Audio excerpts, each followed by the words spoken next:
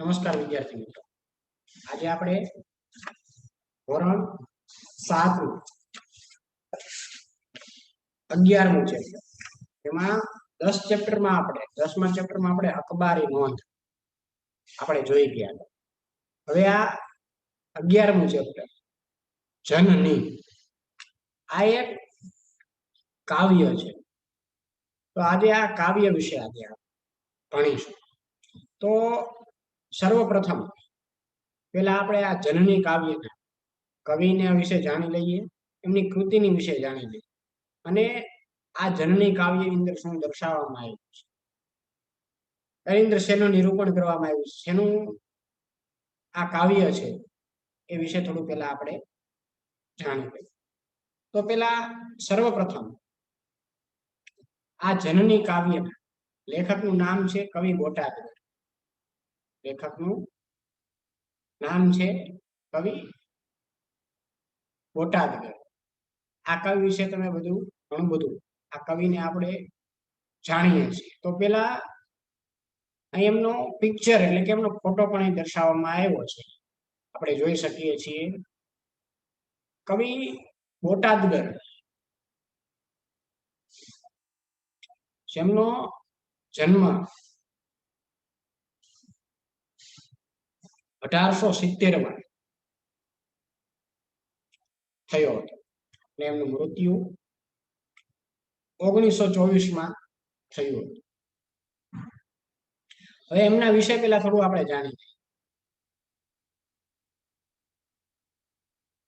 કે કવિ દામોદર કુશાલદાસ બોટાદગરનો જન્મ ભાવનગર જિલ્લાના બોટાદમાં થયો હતો.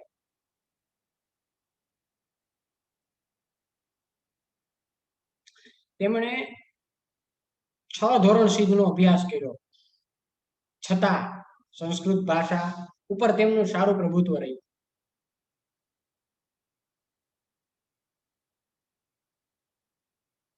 આપણે ઓલી કહેવત છે ગુજરાતીમાં કે મન હોય તો માળવે જવાય, એમ આ જે કવિ કે જેમનું પૂરું નામ છે દામોદર કુશાલદાસ બોટાદગર, કે જેમનો જન્મ ભાવનગર જિલ્લાના બોટાદમાં થયો હતો અને એમણે ફક્ત 6 ધોરણ સુધીનો અભ્યાસ કર્યો, છતાં પણ એમનું સંસ્કૃત ભાષામાં ઉપર એમનું સારું પ્રભુત્વ રહ્યું હતું.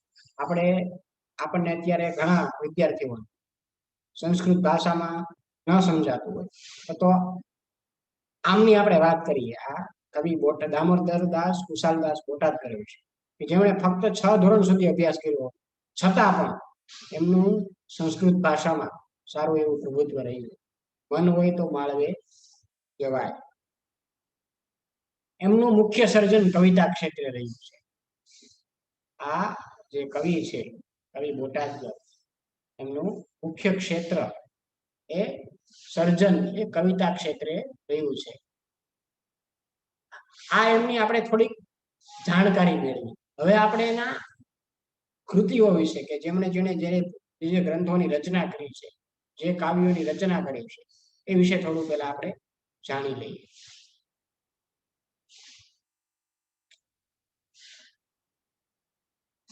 રાસ તરંગિણી, કલ્લોલિની,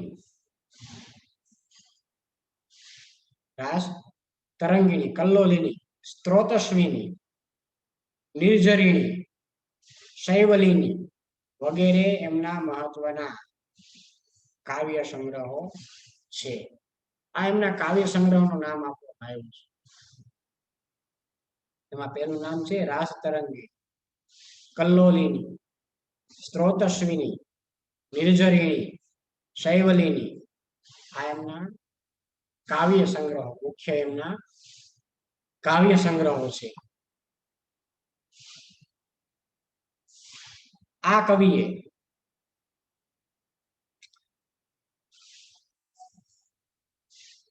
પ્રકૃતિ અને ગૃહ જીવનની ભાવનાના સુંદર કાવ્યો આપ્યા છે.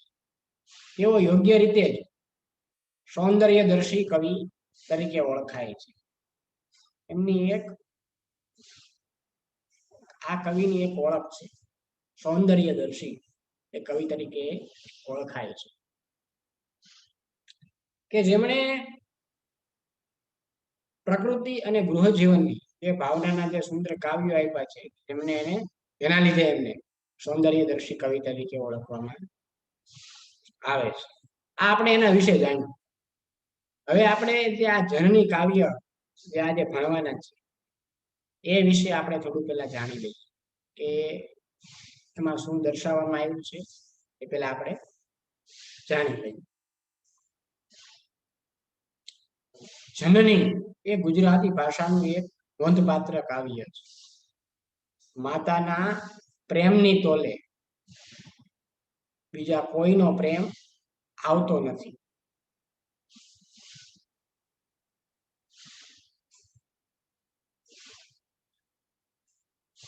એ મુખ્ય ભાવના આજુબાજુ રચના ગુંથાય છે. કાવ્યનું લય માધુર્ય અનેરું છે. સંસ્કૃત કવિઓએ આ માતૃપ્રેમને સ્વર્ગના પ્રેમથી ચડિયાતો લેખ્યો છે.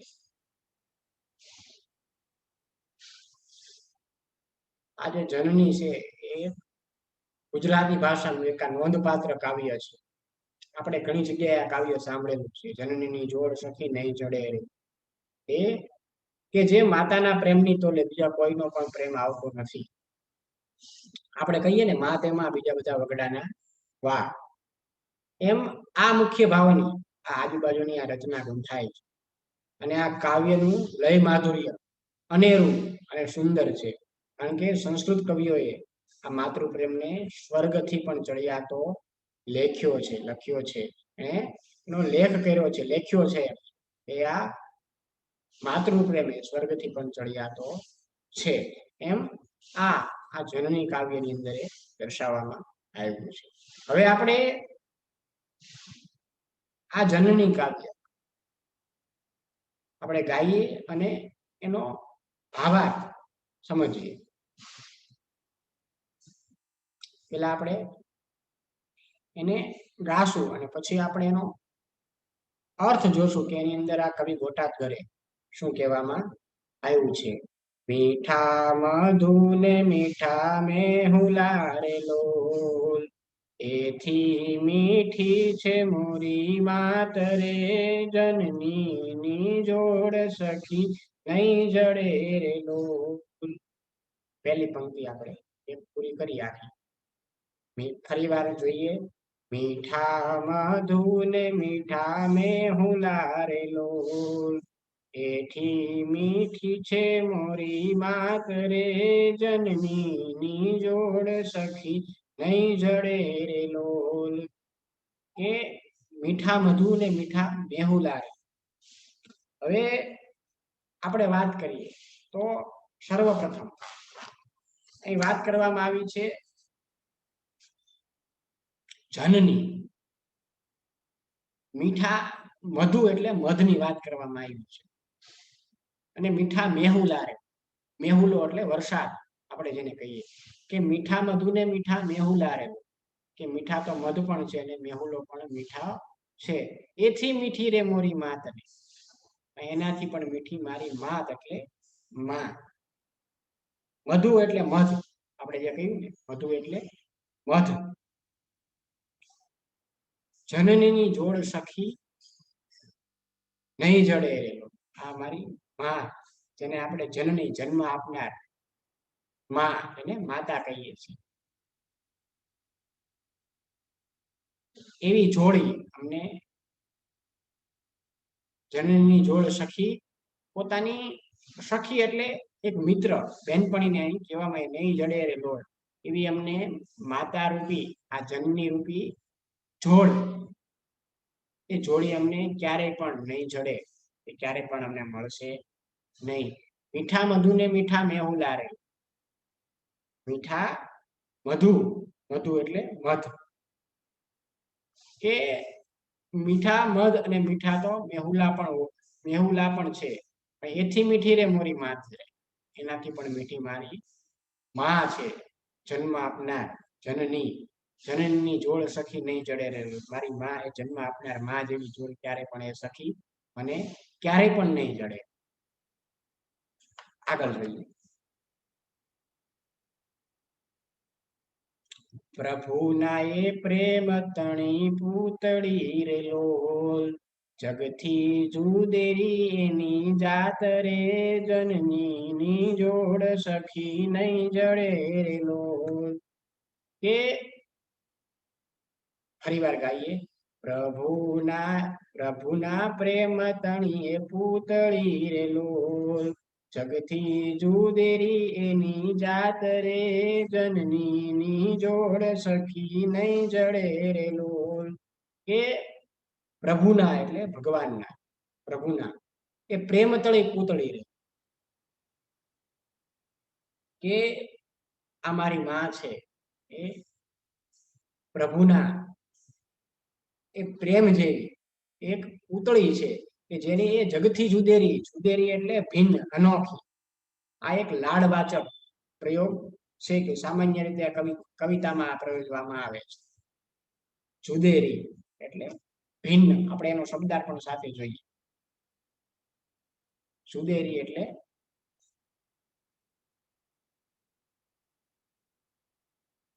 ભિન્ન અથવા અનોખી.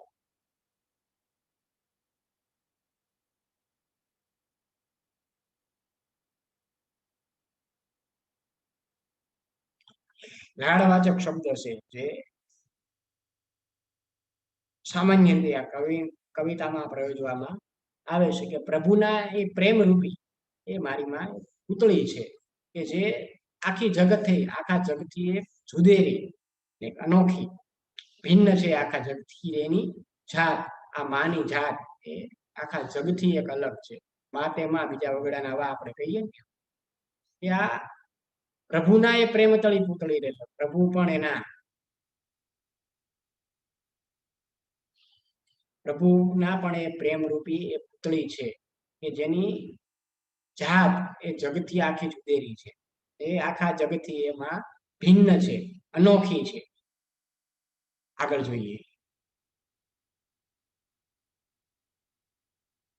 અમીની ભરેલી એની આખડી રે લોલ, વાલના ભરેલા એના વેણ રે, જનની ની જોડ સખી નહીં જડે રે લોલ. કે અમીની ભરેલી એની આંખડી. અમીની એટલે અમૃતની, અમીની એટલે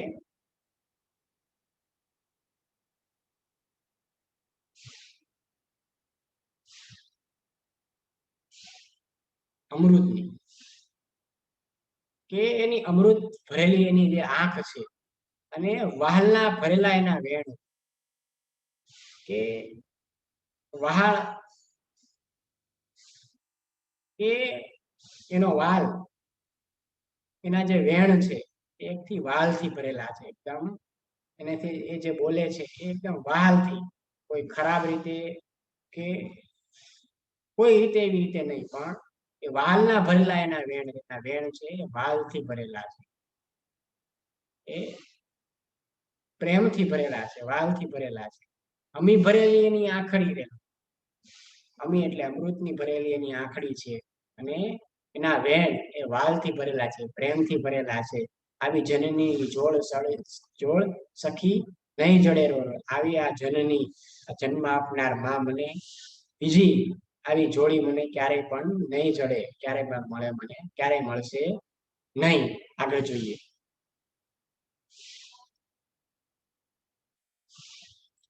હાથ ગૂંથેલા એના હીરના રે લોલ, હૈયું હેમંત કેરી હેલ રે, જનની ની જોડ સખી નહીં જડે રે લોલ. એ હાથ ગૂંથેલ એના હીરના, એના જે હાથ છે એ હીરના,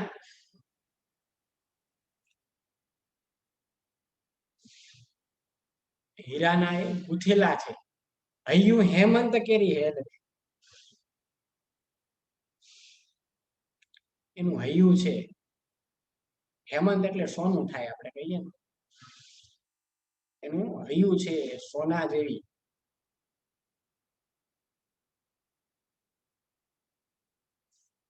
કે આ મારી માં છે એ એના હાથ છે એ હીરના ગૂંથેલા છે. અને એનું હૈયું છે એ હેમંત.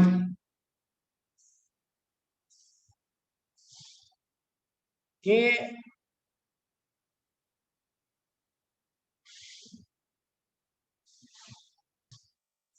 તો હૈયું હેમંત કેરી હેલવે. આ હેમંત શબ્દના આપણે જોઈએ તો ઘણા બધા અર્થ. હેમંત એક ઋતુ પણ આવે જે પોષ અને મહા મહિનામાં, કે જેની અંદર વહેલી સવારે ધુમ્મસ છવાય અને પછી દિવસના ભાગમાં એ ગરમી લાગવા. એટલે અહીં કહેવામાં આવ્યું એને પણ હેમંત કહેવામાં આવે છે. હૈયું હેમંત કેરી હેલવે, કે એ માનું હૈયું, એ માનું હૈયું એ હેમંત ની ઋતુની અંદર કે જે દિવસમાં થોડુંક ધુમ્મસ છવાય પણ પછી દિવસના ભાગમાં એમાં થોડી ગરમી પણ લાગવા માંડે. અને હેમંત ઋતુ કહેવામાં આવે છે જે પોષ અને મહા મહિનામાં જે આવે એને હેમંત ઋતુ. કારતક અને માક્ષરમાં આવે ને શિશિર ઋતુ આપણે કહીએ, જે ઠંડીના દિવસો આપણે કહીએ. ભાદરવો અને આસોમાં આવે એને શરદ ઋતુ કહીએ, કે જે વરસાદ વિહીન વાદળ છાયા ભેજવાળા દિવસો, કે જે આસોના અંત સુધીમાં મોડી રાત્રે એ ગુલાબી ઠંડીની અસર વર્તાય, એને આપણે શરદ ઋતુ કહીએ. વર્ષા ઋતુ અષાઢ અને શ્રાવણ, વરસાદના મુખ્ય મહિના જેને આપણે કહીએ. ગ્રીષ્મ ઋતુ એટલે વૈશાખ અને જેઠ, કે જેમાં ગરમી ચરમસીમાએ હોય અને જેઠ મહિનાથી હવામાં ભેજનું પ્રમાણ થોડું વધે, એને ગ્રીષ્મ ઋતુ કહેવાય.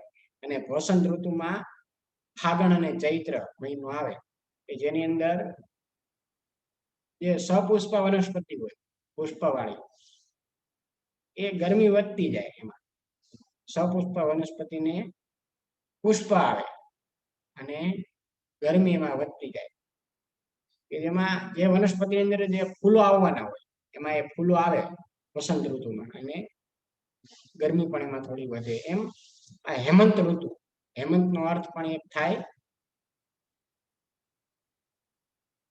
એ ઋતુનો અર્થ થાય. અને બીજો અર્થ આપણે જોઈએ તો હેમંત નો અર્થ અનેક થાય, તેની અંદર સર્જનાત્મક, નસીબદાર, સક્રિય, ગંભીર, સચેત, સક્ષમ, સ્વભાવગત, અસ્થિર, મૈત્રીપૂર્ણ, આધુનિક અને ખુશખુશાલ અને ઉદાર. અહીંયા આપણે ઉદાર અર્થ લઈએ કે હૈયું હેમંત કેરી હેલ રે, માનું હૈયું એકદમ ઉદાર છે. કેરી હેલ રે, જનનીની જોડ સખી નહીં ચડે રેલો. એમ અહીં કહેવામાં આવ્યું કે જેના હાથ છે એ હીરાના એ ગૂંથેલા હોય છે, અને એનું હૈયું એ ઉદાર. હૈયું હેમંત કેરી હેલ રે, એનું હૈયું છે એકદમ માનું ઉદાર હોય છે. અને હેમંત ઋતુની અંદર જો આપણે બીજો અર્થ લઈએ તો અહીંયા એ પણ આવે, હૈયું હેમંત કેરી હેલ રે. જેમ હેમંત ઋતુની અંદર એ સવારે થોડું ધુમ્મસ પણ એ ઋતુમાં દેખાય અને પછી ગરમી પણ વધવા લાગે. એટલે કે માં એનું હૈયું હોય છે એકદમ ઉદાર હોય છે, એ થોડીક ખીજાય પણ જાય, ગુસ્સે પણ થઈ જાય, પણ પછી એ પણ પોતાના બાળકોને પ્રેમ પણ કરે છે. અહીં એ પણ ભાવ દર્શાવવામાં આવ્યો છે, હૈયું હેમંત કેરી હેલ રે, જનનીની જોડ સખી નહીં જડે રેલો. આગળ જોઈએ કે દેવોને દૂધ એના દોહેલા રે લોલ, શશીએ સિંચેલ એની શોર્ય રે, જનનીની જોડ સખી નહીં જડે રે લોલ. પેલા આપણે આખું જોઈ લઈએ. જગનો આધાર એની આંગણી રે લોલ, કાળજામાં કઈક ભર્યા કોળ રે, જનનીની જોડ સખી નહીં જડે રે લોલ. કે દેવો એ દૂધ એના દોહેલા રે. દોહેલા એટલે દોહેલા કે એવો કોઈ અર્થ નથી ત્યાં, પણ દુર્લભ, કે જે સહેજે પણ ન મળે. દોહેલા એટલે દુર્લભ, દોહેલા એટલે દુર્લભ અથવા જે આસાનીથી ન મળે, સહેજે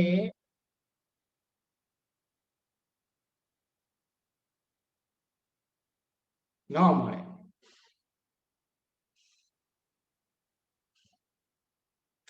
કે દેવોએ પણ એના એ દુર્લભ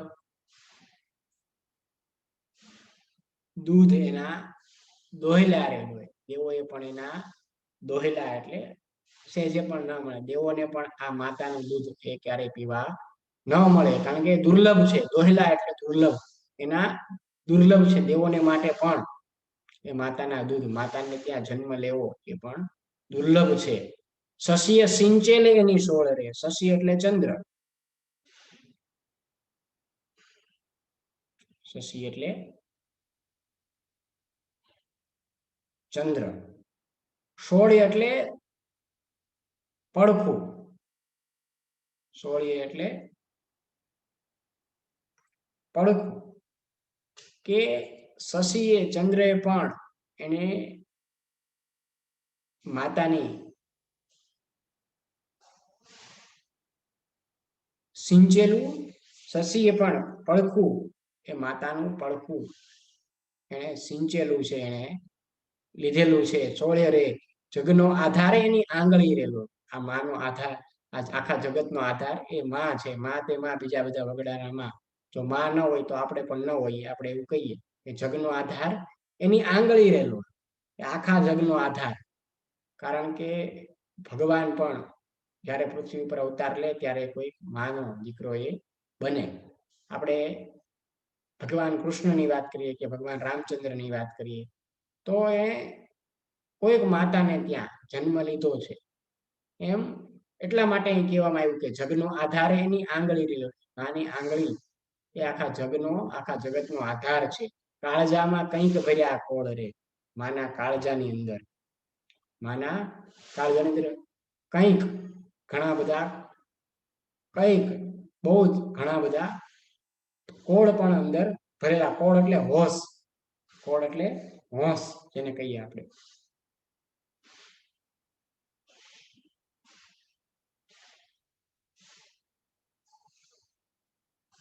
એ માતાની કાળજાની અંદર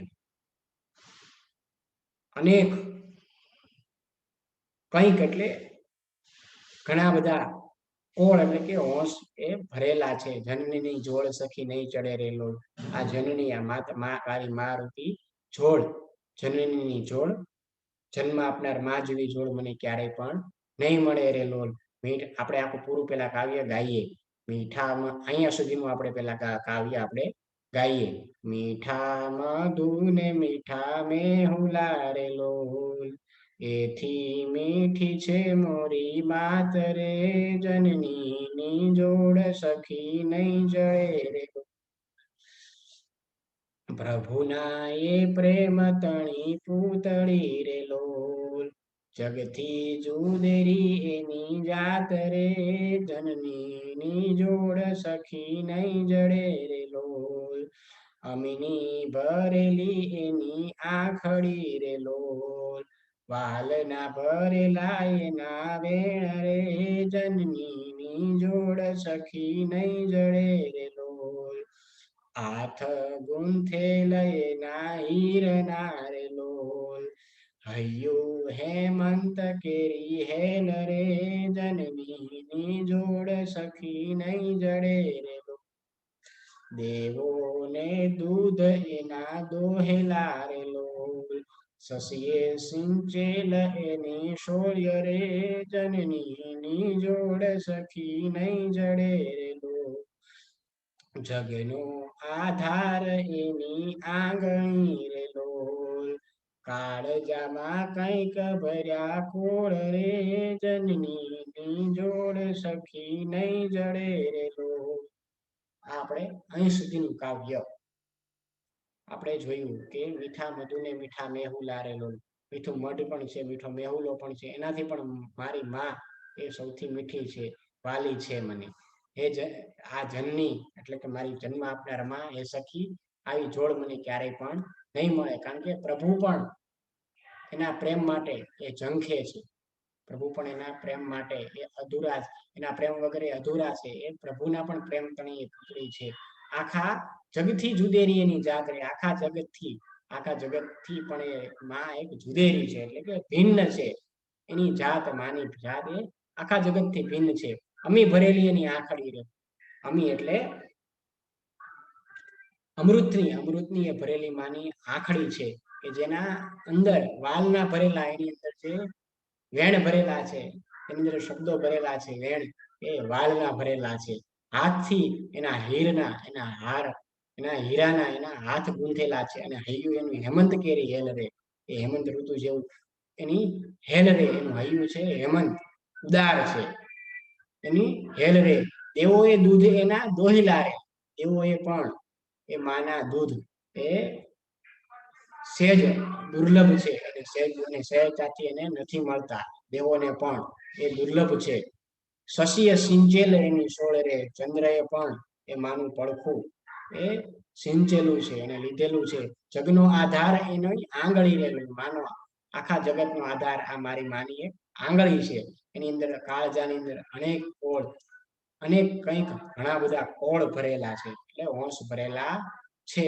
આવી જનનીની જોડ સખી નહીં જડે રે, આવી જનની મારી માની જોડ મને અમૃત આ જન્મ આપનાર માની જોડ મને ક્યારેય પણ જડશે નહીં.